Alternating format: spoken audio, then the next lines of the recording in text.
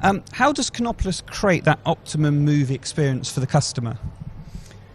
Well, by offering a very wide range we cover a whole lot of issues in our theaters so that we can guarantee that they really live this ultimate cinema experience. And that, of course, consists of supreme projection quality, supreme visibility for every seat in the theater, stadium seating, supreme audio insulation between the theaters so you don't have being bothered by the film next door, exceptional heating installations so you don't hear any air waving through the theater. You cannot call it just one thing. It is an ensemble of a whole lot of things you need to take care with, and if you do that, they get a great experience. And does the audience respond to that? Do they respond from having this experience when they come to the cinema?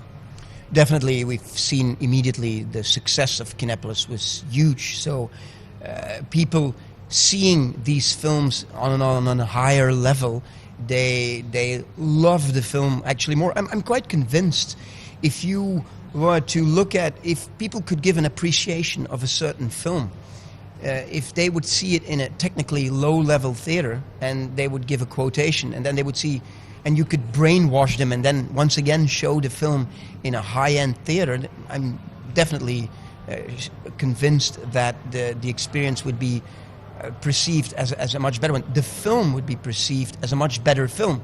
And I'm not talking about the technological experience, but the dream would have been more alive. Okay. And I noticed as I came in today that there's a big sign on the door that says 3D, and you've got your inflatable 3D sign down there, which is something that I haven't seen so much of in England when I've been going to cinemas.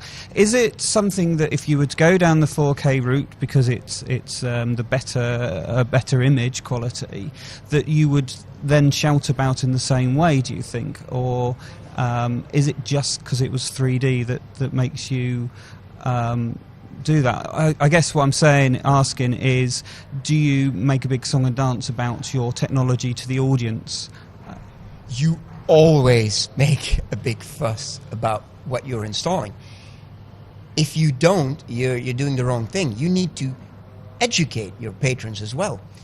When we started in 1999 or 2000 with our digital projections, we actually showed a trailer to all our customers, and at that point in time we only had very few digital installations, so the vast majority of all our theaters was 35mm.